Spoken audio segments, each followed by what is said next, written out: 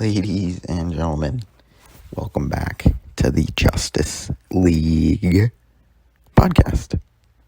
So it's been week 1. We've had 1 week of fantasy football. How exciting is that? That is brilliant stuff. We love to see it.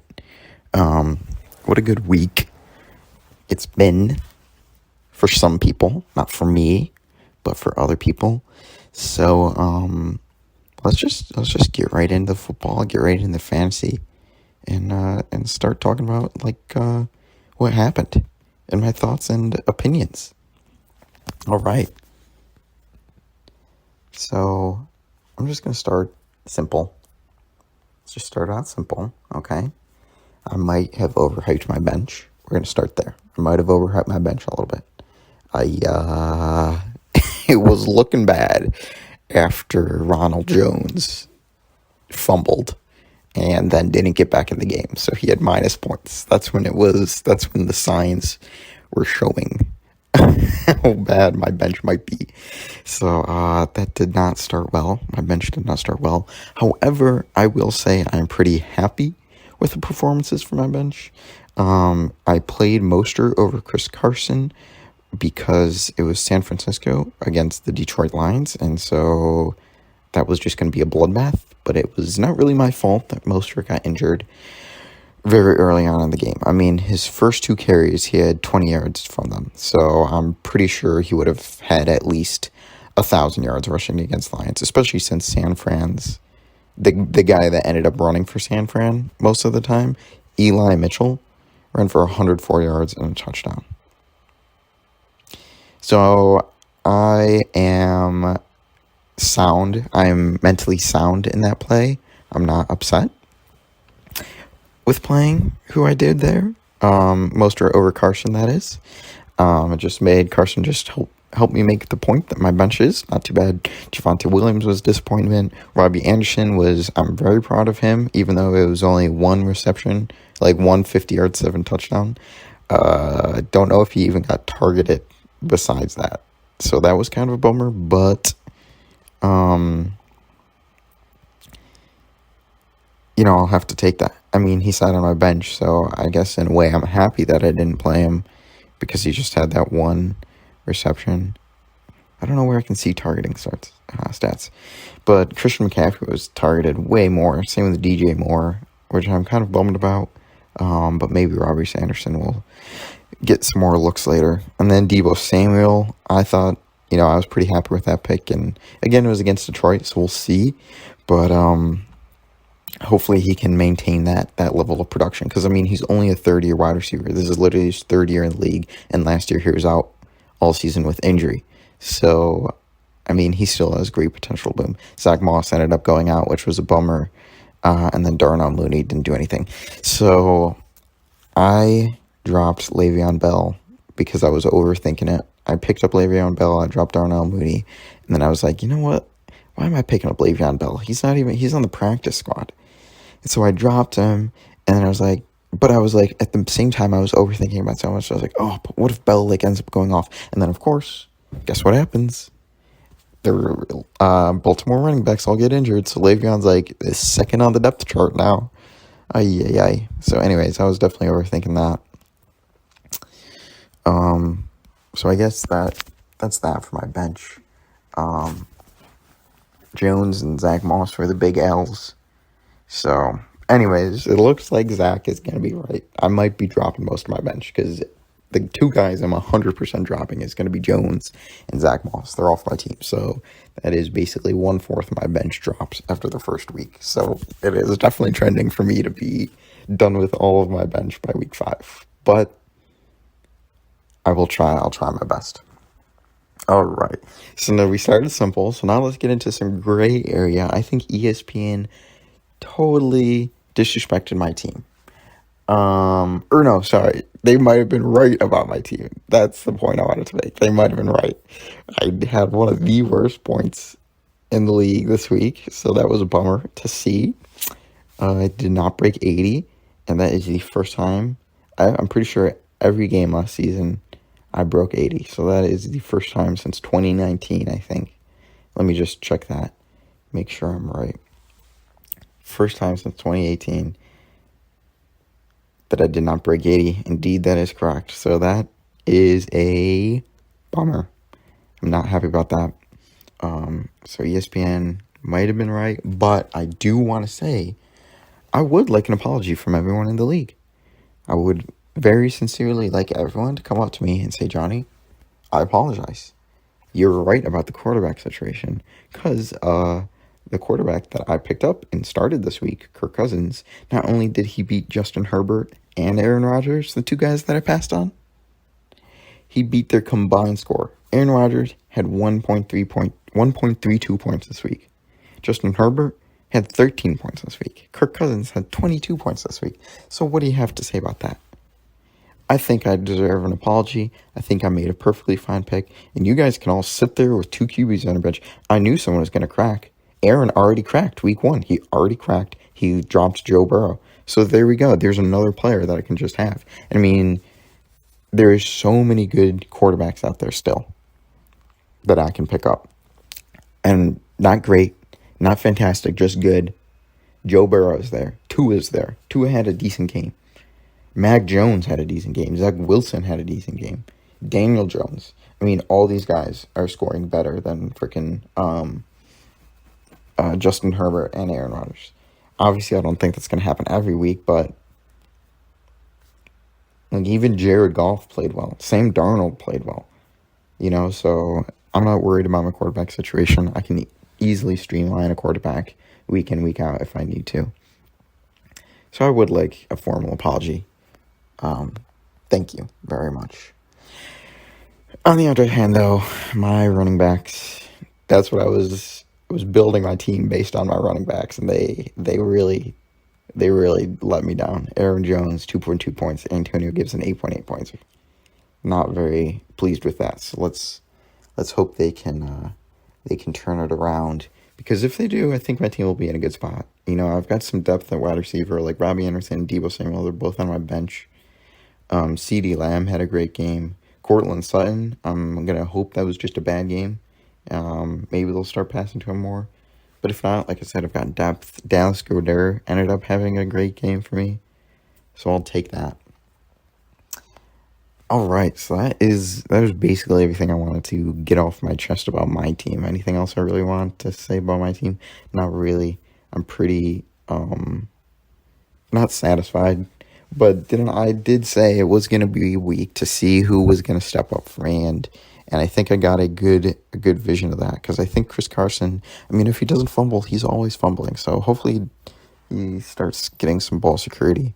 But he's got a much better matchup next week against the Tennessee Titans. Aaron Jones and Gibson also both have much better matchups. I mean, Aaron Jones, I don't even know if I'm going to start that guy. What's up with him? But I just wanted to give a shout out to Matt. Props for winning, okay? Props for winning. Your team is good. Fine. Whatever. I guess that's okay.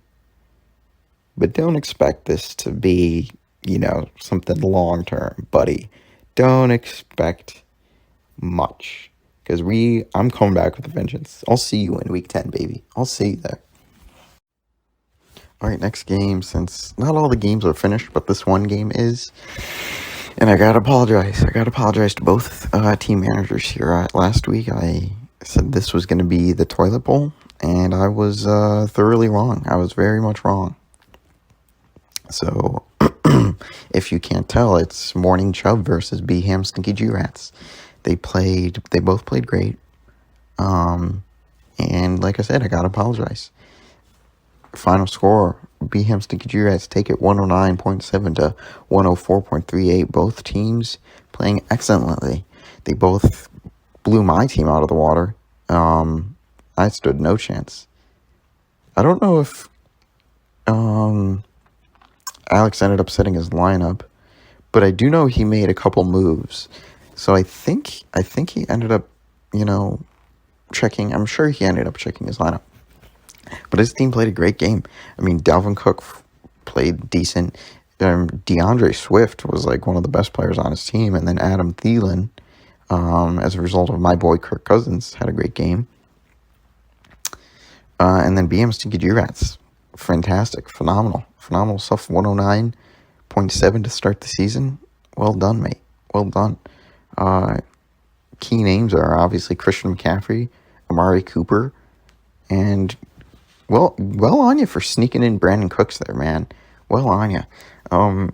His bench is looking all right. I mean, Jamar Chase is there, but that's, I guess, really it. And, I mean, he's got Jameis on his bench. So, but Jameis and Russ, I mean, one of these guys is going to be sitting every week. So he's going to lose out on some points there. Or, you know what I mean? I don't know. But I just want to apologize to these teams. I called them the toilet bowl. And they both not only would have beat me, they both would have kicked my butt. And I gotta, I just gotta extend that olive branch, say I'm sorry. But I do think I have a better bench than both of these guys, except for maybe Morning Chubb, Alex. But I mean, Jamal Williams, 17 points, that's gotta be a fluke, right? That's gotta be a fluke. There's no way he's doing that every week. Marvin Jones had a great week, Mike Williams. But I mean, the rest of them, Odell, DJ Moore, I guess DJ Moore did well. But I mean, it's everyone with these two QBs on their bench. Their QBs is totally throwing off their bench points. It's making their bench points seem unreal compared to my bench points, which I think is a little unfair because I don't have a QB on my bench. But maybe I should put a QB on my bench, make my bench points sound a little bit better. What do you think about that, everyone? Huh? What view am I in? I'm just in box score. I'm going to check out my bench points. Sorry for the dead air. How are you guys doing this week? Okay, my bench points, 50.4. Oh, dang. Well, if Aidan didn't have James on his bench, then I would have beat him by 20 points. And if Alex didn't have Trevor Lawrence, then we would have had about the same bench points. Okay. And then the other game that's wrapped up this week so far by Monday morning, which is when I'm doing this first half of the podcast, is Footchiken Need a Woman in His Life and Uncle Ron is a Good Card. So basically every team that I said this is going to be like a figure it out game for us, basically I guess that was my way of subliminally saying we're going to do horrible this week because each of us scored below 80. Luke did have the potential to score above 80, but he's doing the tactical defensive bench. He's benching his defense, which I think is smart. I mean, you don't risk it. Don't risk it, Just sit the defense, take the win, and move on. No one's gonna, look at you funny for benching your defense. It's just a tactical play, and that's what he needed to do, and so I respect that. But obviously, I mean, I was bashing on Justin Herbert earlier, but I think Justin's going to be fine. I think he's probably going to play well. However, James Robinson's not looking hot being on that Jacksonville offense. The only reason that they ended up, having some points left over is because they were playing Houston, who's horrible. But then again, Houston smacked up Jacksonville, so is Jacksonville going to be worse than Houston? Maybe, but I think that's a bad sign I think that's more of a bad sign for Jacksonville than anything, which I guess has already made sense. But I think Jacksonville should be quaking in their boots. I mean, imagine so. I want to check out their schedule. Jacksonville Jaguars. Oh my God, no. Jaguars. There we go. So they've got the Broncos next week, which they might get smoked because on the defense that is, Broncos offense isn't great, but on the defense, I mean, they might be in big trouble because if they're only scoring 21 points against the Texans defense, and most of those points were like garbage time, weren't they? Or at least like fourth quarter. Yeah, 7 points in the second quarter, 7 points in the third. So they were able to score once per quarter, which is decent enough, I guess. But if they're going to do that against the Broncos defense, they're screwed. They really are. Joe Mixon, I mean, props. Great pick by Luke. I genuinely did not know if Joe Mixon was going to do well this season, and props to him for starting out well. However, he does have a couple tough matchups defensively coming up, that is, with Chicago and then Pittsburgh. But then he goes to play Jacksonville, so week 4, watch out, Luke is going to be scoring some major points. He actually does have a pretty decent schedule because he goes Jacksonville, then Green Bay, then Detroit. But then he's got Baltimore, but then he's got Jets, and then Cleveland, then Las Vegas. But then the rest of his year is tough. Pittsburgh, Chargers, San Fran, Denver, Dallas, and then KC. So even if Luke gets into the playoffs, Joe Mixon might not be well. But I mean, you got to get to the playoffs first. So I'm sure Luke's not concerned about that yet. Devontae Adams had an off week, so I'm sure Luke's going to be looking for more production from him. Kelsey played well, though. And then looking over at Aaron's side, Dak Prescott obviously is going to lead his team. And I just want to say again, I was right. I think Najee Harris is going to be a bum. I really don't think he's going to do all that well. I mean, I say that now, and I bet you next week he goes out and freaking wrecks whoever they play next. Let me see who they're playing. Yeah, the Raiders defense. Okay, so I bet you I'll be regretting saying that. But Buffalo's run defense, I'm pretty sure they were getting run over like all year last year. I did not think they had a great run defense last year. But 4.9 points is not what you're looking for. It was a low-scoring game, so I guess you can forgive that. But 16 carries for 45 yards, averaging 2.8 yards per carry. Not great. But obviously, he has a whole season to get better and figure out the NFL. Damian Harris was fine. Keenan Allen. A lot of very average plays. Average and below average for Aaron. I'm not saying it's better than me. I'm just making an observation. 9.7 from Damian Harris, 10 from Keenan Allen, and then below average Allen Robinson. Aaron, I've got Allen Robinson in my other league, and I'm panicking. I loved the Allen Robinson pick that I made, but now I'm hating it. I mean, if this is gonna be Chicago, week in, week out, this is not good. It's not a good sign at all. The only redeeming grace is that 2 times this year they're going to play Detroit. And so 2 times this year he'll have a chance to go off. So let's both hope for that. Why don't we? Saquon, I'm pretty sure Aaron was hemming and hawing about playing Saquon because he's got him in his flex, first of all. And then 2, when we were texting about a trade. Maybe he was looking for a replacement for Saquon because of his injury situation and all that. But I mean, the first thing that I open up with Saquon here when I click on his name is video subtitled "Why Fantasy Managers Should Be Patient with Barkley," and I think they're absolutely right. I think fantasy managers should. I think Aaron's just totally got to have some patience. He will break out, and he played a tough defense. Denver defense is good. He's going to have another tough matchup against Washington, but then he goes to Atlanta, New Orleans, and Dallas. So, I think that's hopefully when he'll be much more back on the horse. He might not be back on the horse week 2, but week 3, hopefully we'll see him produce again and play well. And then Aaron's bench was having a rough day. Not much good happening for him. But Aaron's not worried. He's been here before. He ain't worried one bit. I know it. Luke's bench, I will say, though, probably did better than mine week 1. I just, when you just look at these names, though, you're just how are these, these aren't good names, I don't think. I mean, Laviska Shenault Jr., who is that Muppet? Michael Carter? Muppet. Jalen Waddle? Muppet. David Johnson? That guy should have retired 10 years ago. Why is he still in the league? Cole Beasley's a good player, but he only gets these 5-yard passes from Josh Allen. He barely gets any long field passes. So, I mean, props. That's all I'll say. Luke's got a good bench. Whatever. I think Luke is going to be fine in the power rankings. This week he'll be disappointed, but it's just because it's week 1. Well, you know what? Maybe I'll spice up the power rankings a little bit. Get some emotions flowing, because I think Luke's team is going to be good. I really do.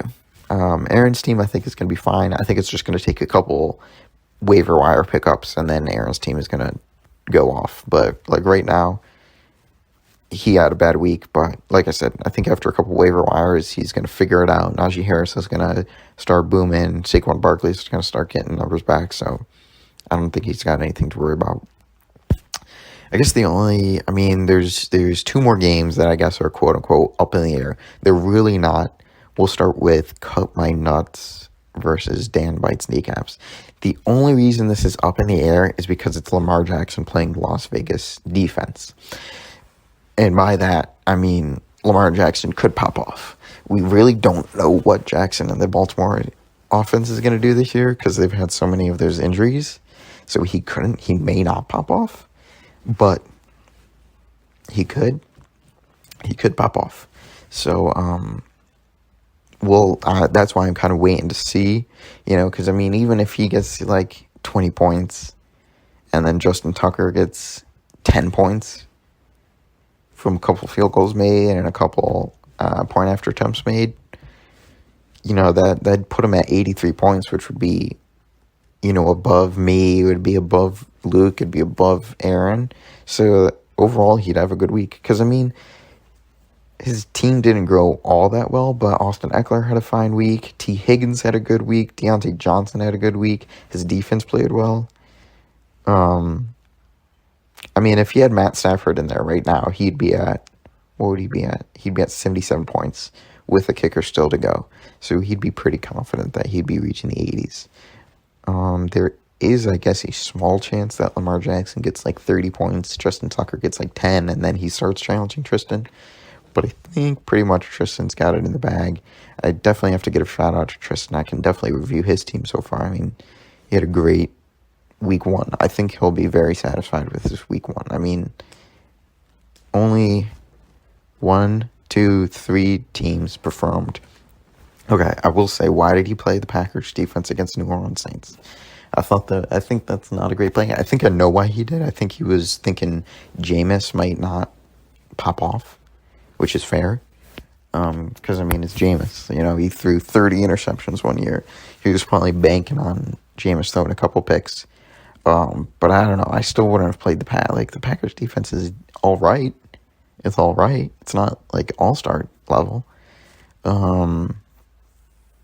But I mean, against the Saints, Saints have a great offensive talent. They always have, and they always will. So, but again, I guess he's got Colts defense on his bench, so I understand the decision. I definitely do. And I mean, he's in good hands. He's got Josh Allen and Jalen Hurts at QB. Running backs did fine. Obviously, I know he was texting. He wanted Taylor to do better, but it'll come. It definitely will. Miles Sanders did all right. But I mean, at the same time, he might be thinking, geez, Miles Sanders maybe flubbed it a little bit. Like 13.3 points is great. But in a 32-6 win, you would have thought that your starting running back maybe hits, 20 points. Because he, 15 carries for 74 yards. He's averaging about 5 carries or 5 yards per carry, which is very good. But he didn't score any touchdowns. So it's a bit of a worry, I think. I'm not sure what Tristan's thinking about this. But I'm looking at it now. I don't understand how these stats add up. He had 74 yards and 74 rushing yards, 79 passing yards, or receiving yards. How does that make 13.3? Oh, he had a 2-point attempt. That's how that happens. Okay. And then his wide receiver core was great. His tight end played well. Gaskin, I think, is, primed to shoot up. It's New England. New England's defense is going to be tough to run against. But he's got a couple good matchups coming up, Buffalo and Las Vegas. So, assuming that Tristan gets the win, it'll be a great first week for Tristan. Again, it's rough for Connor, though. It's real rough. Don't know what's happening. But I think this just might be Connor. I think, I don't want to be mean to Connor, but I just think he might be bad at fantasy.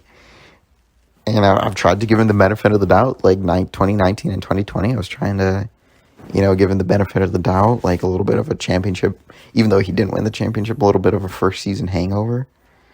But at this point, I mean, if this continues on, which I hope it doesn't for his sake, but if it continues on, he just might be bad at fantasy, and that it just might be that plain and simple. All right, last matchup, and I guess I'm just gonna finish it out. Last matchup of the day. I guess if something crazy does happen, then I will pipe in. I will say something. But last match of the day was the blockbuster, the one that I thought was going to be a blockbuster, and it's turning out to be a blockbuster. Is I Chase Young Kids versus Sigma JL Grindset Major Key. I mean, what a game! I know Zach is very disappointed that he might not come away with a win, but I think he's going to be very happy with his team. I really do think he should. And then Matthew, cheers, props to Matthew. He's done his homework. Good for him. He's done his homework. He knew exactly what he needed to do.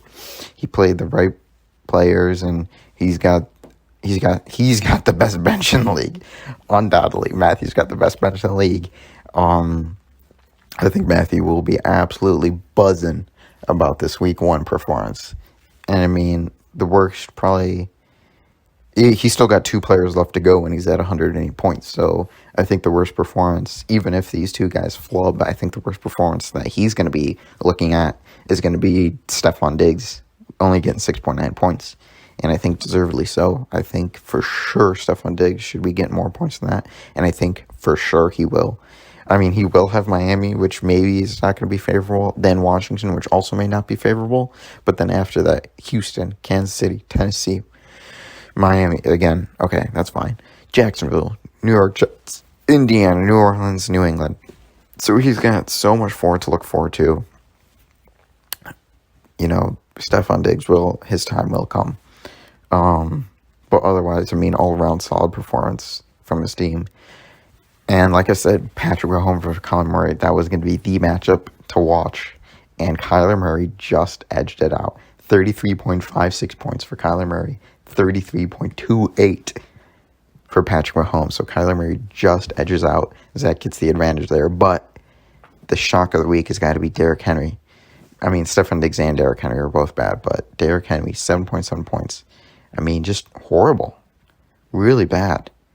17 carries for 58 yards, averaging 3.4 yards per carry. The only reason he averages 3.4 yards per carry on that is because he's basically, if he falls forward, that's an automatic 3 yards. Because he's basically 2 yards already. And then if he just, has that extra lunge, then he gets that extra 3 yards. So the only reason he ran for that much was because he was falling forward, I think. I didn't watch the game, but that's what I'm assuming happened. So really, really poor showing from Derrick Henry. But that being said, a lot of fantasy left to be played. He can definitely turn it around. And I mean, Zach's kind of relying on Josh Jacobs. That's who Zach has left tonight. He's got Josh Jacobs. And he's relying on Josh Jacobs to not only cover 8 points, the deficit he's down by, but he needs Josh Jacobs to cover that 8.4 points and whatever Darren Waller and Tyson Williams get. So it's going to be a big ask. I don't want to say it's over, but it's kind of over. If we're just looking at it straight up, it's kind of over. It looks like Matthew's going to be the winner of this week, and Matthew's probably going to get the Wendy's Guy trophy, which he deserves. I mean, he had a great week. And Matthew's definitely going to be making everyone else quake. Zach's got TJ Hawk, 17.7 yards, great stuff. Zach will be concerned, though, I think, about his bench. I mean, not much happening. Obviously, Trey Sermon was the last minute scratch. Michael Thomas, though, and the 2 defenses, it's not looking good. But, I mean, best bench in the league easily goes to Matthew, like I just said earlier. Clearly the best bench. Kareem Hunt, 14.4 points. Kenny Galladay, 6.4. Melvin Gordon, 17.8. DJ Shark, 14.6. Antonio Brown, 18.7. Tom Brady, 27 points. Obviously, Tom Brady's the quarterback, so if we take his points out, he still has over 70 points, though. He still has over 70 points. And then Jonnu Smith to wrap it up. Best bench in the league right now. Best team in the league right now. I think he will be seeing his name atop the leaderboard. Maybe. I don't want to hype it up. I might be, like I said, I might be ruffling some feathers. Because I will say this, I think Matt's team could rival Matthew's team right now. Because if Rodgers had played to a standard, or if we give Patrick Mahomes to Matt and give Aaron Rodgers to Matthew's all of a sudden looking at 75 points with 2 players left, while Matt is looking at 130 something points with another player to look at. So it's gonna be it's the Matthews. It's the battle of the Mats. It's the battle of the Mats this year. That's what it's shaping up to be. So we'll see if Matt can make that adjustment. Because if he can't make that adjustment, I mean, it's going to be Matthew all season long. I mean, I'm sure Matthew wants me to talk ad nauseum about his team, but there's really nothing else to say. I mean, his team is literally it's dynamite. It's absolutely dynamite. So, he's got one of the best teams in the league right now, without a doubt. All right, so that's basically it for week 1. I mean, I don't know if you guys want me to cover anything else. The flipping the power rankings is coming out. Don't know if I'm going to do a weekly recap, just because it just might be too much for me. Like I did kind of a recap, but I didn't do a weekly recap in the same like format that I did it last year. Because in my weekly recap, it would be kind of more like a story. It'd be kind of more like an article, like highlighting a couple things.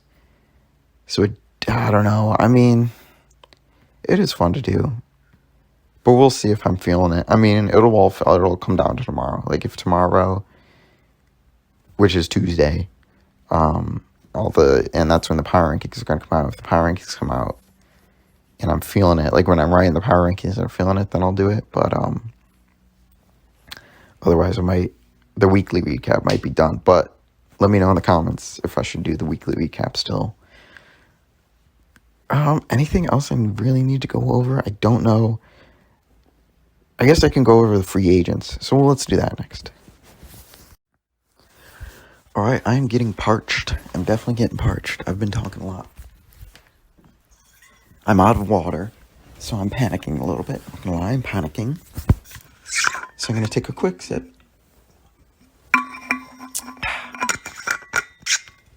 That was refreshing. That was very refreshing. So I'm going to go over the free agents. I'm going to do it based on their score this week. All right, so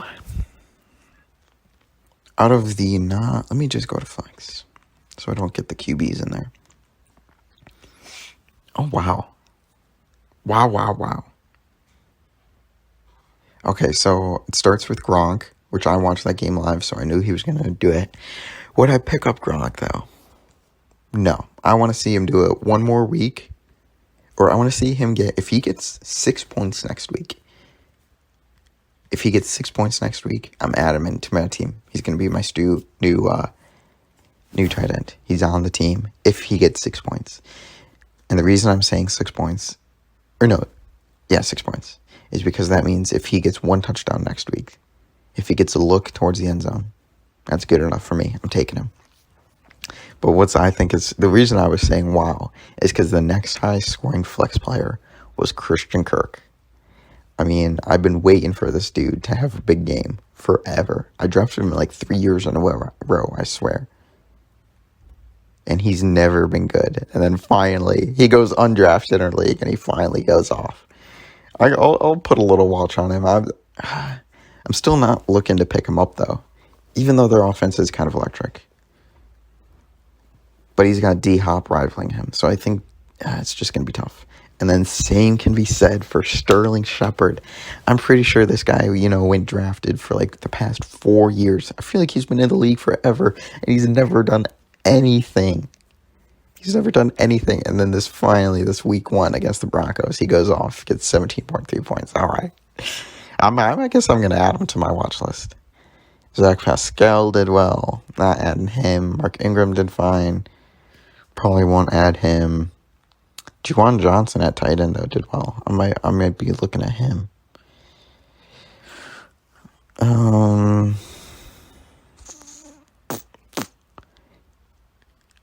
That's kind of it. That's kind of it from the free agents. Rondell Moore.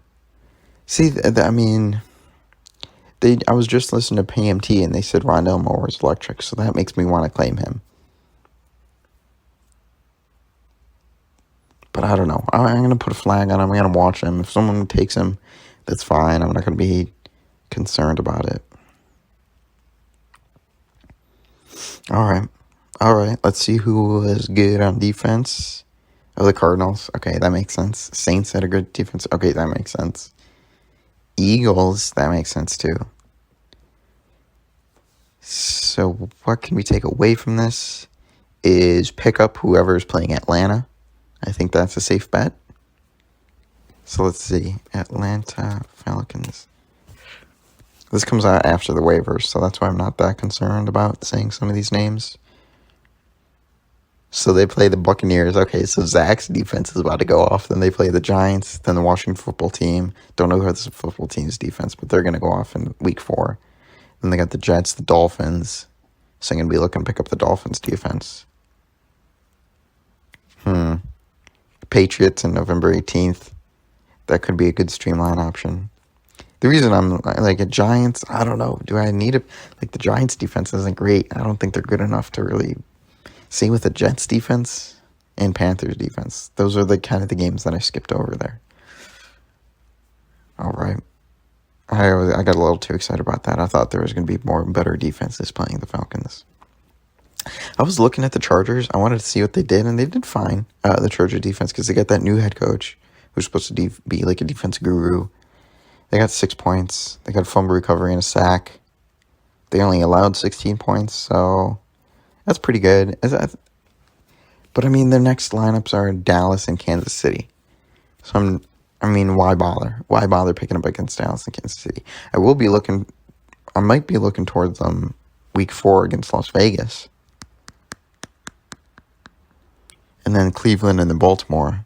So just week 4, really. I mean, they're going to have such a tough year. Then they go to New England, or then they're home for New England, then they go to Philly. Then they got Minnesota, then Pittsburgh, then Denver.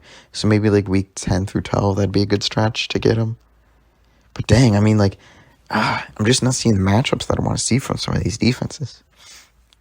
Cardinals, there's no way they repeat. There's no way. But then again, they do have Minnesota and then Jacksonville. So they might be worth picking up for you guys that need a defense. Saints, they're going to go play Carolina then New England. So 2 below average quarterbacks, or well, one's average, the other one's rookie, and then the other one's average. So it's Darnold, then Mac Jones, then Danny Dimes, and then they play the Washington. So the Saints defense might be worth picking up until their bye week 6. Like, they might be worth, like, as a lock. I'm going to drop a little watch on them. All right, so I guess that's it from the free agents. I mean, there's more free agents. I talked about the quarterbacks already. Goff, Tyrod Taylor, Daniel Jones, Teddy Bridgewater, Sam Darnold. I'm looking to pick up Joe Burrow. I think everyone knows that, but I'm looking to pick him up.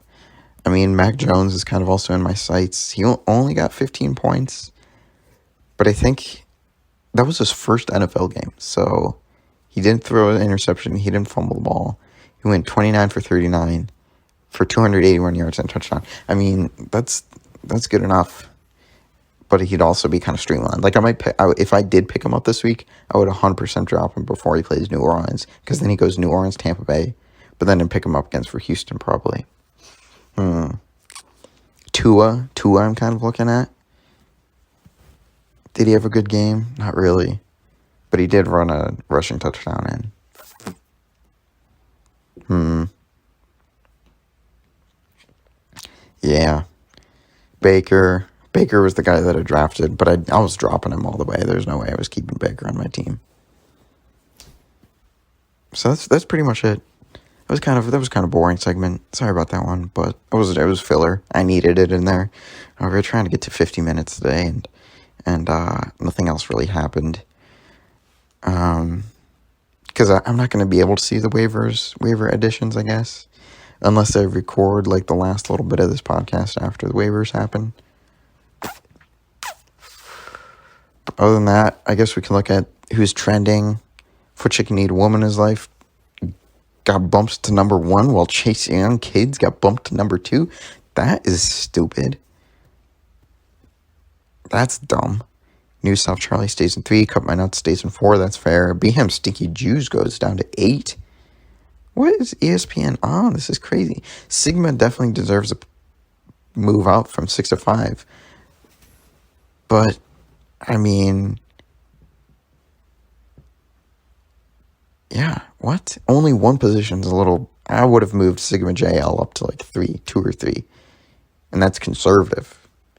Morning Chubb got a promotion. That's good. Uncle Ron got a demotion, which is fair. Dan Bites Kneecaps got a promotion. Interesting. So anyways, I guess the last thing I'll do is just look ahead. We'll go on to week 2, see what's coming up in week 2. All right, since we're trying to keep this under 50 or around 50 minutes, that is just what the analytics tell me on YouTube. My best performing podcast episodes so far have been around that 50-minute mark. Like 55 minutes for episode 7 got me 29 views. 59 minutes for episode 1 got me 35. So that's been kind of the sweet spot, I guess, is trying to hit that 55 to 59 minute. That apparently attracts more viewers than I did 42 the second week, which was my worst performance. And then the longest one has been an hour 13, and that got 25. So that's about par. That's about par for the course. So basically that's why I want to. Okay, we got some good matchups. We really do. Week 2, we've got some good matchups. I have to do more divisional play, which I'm a little bit bummed about, because that means my chance to get into the playoffs is going to be a little bit worse. I'm playing Uncle Ron as guitar. This is going to be a very good game. This is going to be a very good game because we both kind of sucked that week 2 or that week 1, and so this will be like we're both looking about bounce back in this game. Holy smokes! Oh, never mind. Sorry. Obviously, I'm going to change out quarterbacks. I'm not going to have Kirk Cousins in week 2. Aaron Jones against Detroit. Hopefully, that'll be a good lineup. But Najee Harris is playing Las Vegas, so that'll be good. Then Gibson versus the Giants against Damian Harris versus the Giants. That's another good one. CeeDee Lamb against the Chargers. And then Keenan Allen against Dallas. So that's a 1-for-1 matchup right there. Allen Robinson against Cincinnati. Courtland Sutton against Jacksonville. Then Dallas Goedert facing off against Robert Tonyan. He's definitely winning the flex position. He's got Saquon in there at flex, but Saquon is playing the Washington football team. And I'm going to slot in Chris Carson to play against Tennessee. Or should I put in Deebo Samuel? Oh, man. I might be benching Courtland. This might be really ill-advised, but I might be benching CeeDee Lamb and playing Deebo Samuel. Because Deebo Samuel was playing Philadelphia. But I guess Philadelphia did just kind of shut down the Atlanta Falcons. But the Atlanta Falcons aren't that good. So that's going to be a tough one for me to decide. But it's looking to be a good one. I mean, it's both of us. It's really nerve-wracking for both of us because it's another divisional game for both of us. We both lost our first one. So we both need this win, especially with the crazy exclusive playoffs this year. It's really going to be tough. So we both desperately need a win because whoever loses is now facing 0-2, and they're just going to have a tough slog the rest of the season to try to get back up and make it back into the playoffs. I mean, thankfully they've got an extra week to get another win. But basically, they'd really need to turn it around because you're going to have to win 9 games to make it in the playoffs this year. So it's not going to be easy. Oh, man, it's not going to be easy. I'm not looking forward to that. Oh, man, I need to be Aaron. I need to be Aaron so bad. But he needs to beat me so bad. So that'll be a good game. And then we'll have another good battle of the best. Morning Chubb versus New South Charlie. That'll be a good week 2 matchup for both of them. See if they can repeat their performances. And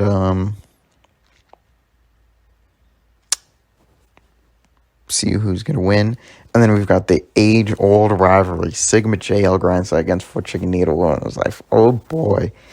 And Sigma JL Grindstone is looking a lot better than footchiken Needle Woman's Life. So this will be an interesting one. This will be a very interesting one. Or it might not be. I mean, I guess I want to take that back. It might not be an interesting one at all. Because Sigma might just end up blowing out footchiken Needle Woman. Let's see, Devontae Adams against Detroit. That could be a good matchup. Joe Mixon against Chicago and James Robinson against Denver. That could be tough for footchicken's running backs. Justin Herbert against Dallas, though, is a good look. Patrick Mahomes against Baltimore is a bad look, on the other hand. But Kamara against Carolina is a good look. Darrell Henderson against Indiana could be all right. He'll probably be fine. Diggs against Miami could be okay. Godwin against Atlanta is probably going to be good. So it'll be interesting. It'll be very interesting. And both have very good benches. So we'll see if Luke can make the adjustment. And then we'll see if Matthew can, carry on and do better. And then we got, next up is I Chase Young against Cup My Nuts. So two teams that did very well, we'll say, but maybe not excellent. Were above average, but still maybe got like a B+ in that first game. So Zach's going to be really hoping to make it 1-1 for him. And Tristan's going to be praying to get to that 2-0 spot. Yeah, I'm just thinking, sorry, the reason I'm kind of lackadaisical is because I'm kind of comparing like each team to my own team mentally, and I'm realizing how bad it was, how bad of a look it was for me to not have that quarterback. Not have that locked-in quarterback. Shit. I'm definitely going to be sending out a couple trades this week because I can't streamline quarterbacks. I'm not doing that. That's dumb. Crap. I'm just thinking how much of a rut I am after losing that first game so bad. I really am in a rut. Because, from here on out, my schedule is not favorable. I have to go on. Oh my God, my schedule is horrible. I might start the season 0-3 easily. Because I go on to play Uncle Ron, and then I go on to play Sigma JL Grindset.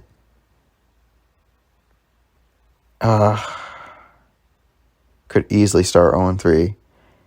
And then if Luke has his team figured out by week 4, I might be donezo. And footchiken Needle Woman, and then I have to go play Aidan. And then I've got Connor, Tristan, Alex. So by the time I play Alex, I might be in the clear because he might have given up. But then I got Aidan again, then I got Matt. Oh boy. It's not looking good. It's not good. But I got off topic. I Chase Young, it's going to be a good matchup. Josh Allen against Miami, Kyler Murray against Minnesota. Kyler Murray is probably going to win that matchup right there. Derrick Henry against Seattle is going to be interesting. Will he be bad again? I don't know. And then Jonathan Taylor has to play the Rams. But David Montgomery did do well. So the Rams didn't exactly stifle. So there is some hope for Jonathan Taylor. Miles Sanders could probably run a lot against San Fran. Because we saw 2 of Detroit's running backs rack up some big points against them. D-Hop against Minnesota. Against DK versus Tennessee. And Tyler Lockett for Tennessee. I think this is going to be a matchup to watch. I think this is going to be the blockbuster of the week for sure. I Chase Young Kids versus Cut My Nuts.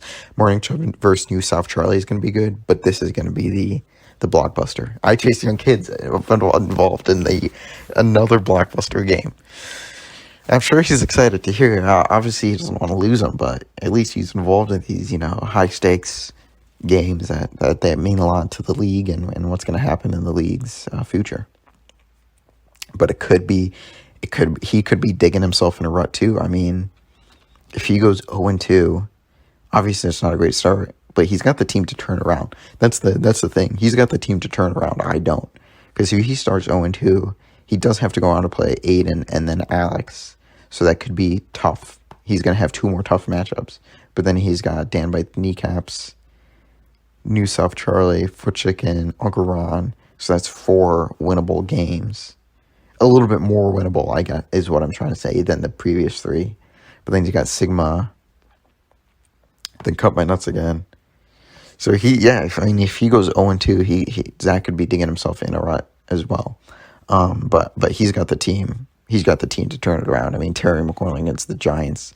The bad thing about Terry McLaurin is they don't have a QB anymore. And Mike Davis, I'm sure Zach's going to swap out Mike Davis. No way Mike Davis should be playing. Especially against the Bucs. All right, and then last but not least for week 2. How am I doing on time? I'm doing all right on time. We might hit 50.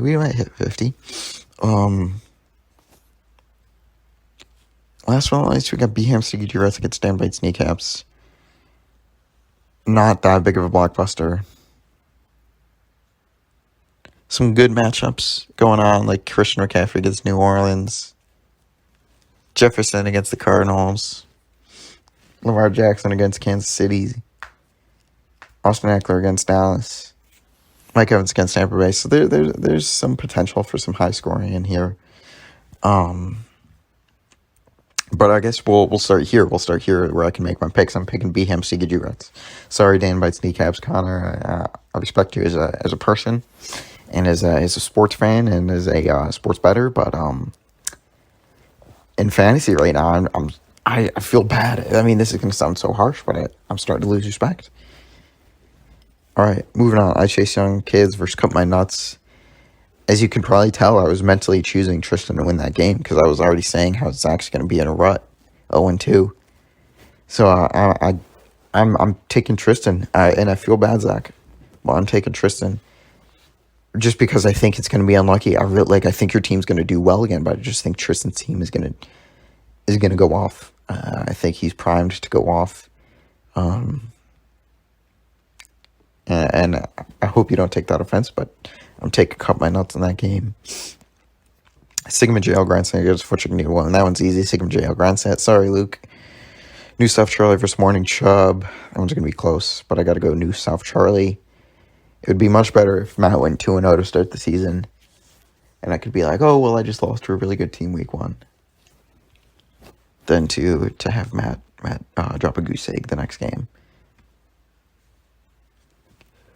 And then Applebee's Artichoke Dicks versus Uncle Ronald's Guitar. Jeez, oh man.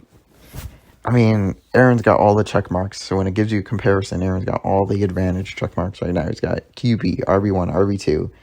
I've got wide receiver 1. He's got wide receiver 2. I've got tight end, but he's got flex and defense. Our kickers are the same. Oh boy. Oh boy. I don't know who to pick.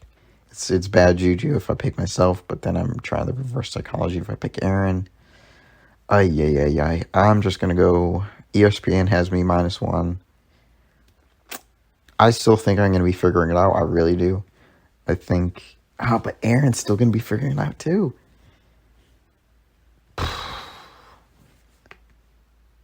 All right, I'm going to take the path of reverse psychology. I'm going to pick Aaron to win the game. All right, folks. Well, there you have it. Oh, actually, that might be bad because I picked Matt to win the game last week and he beat me. So the reverse psychology might not be a strat. All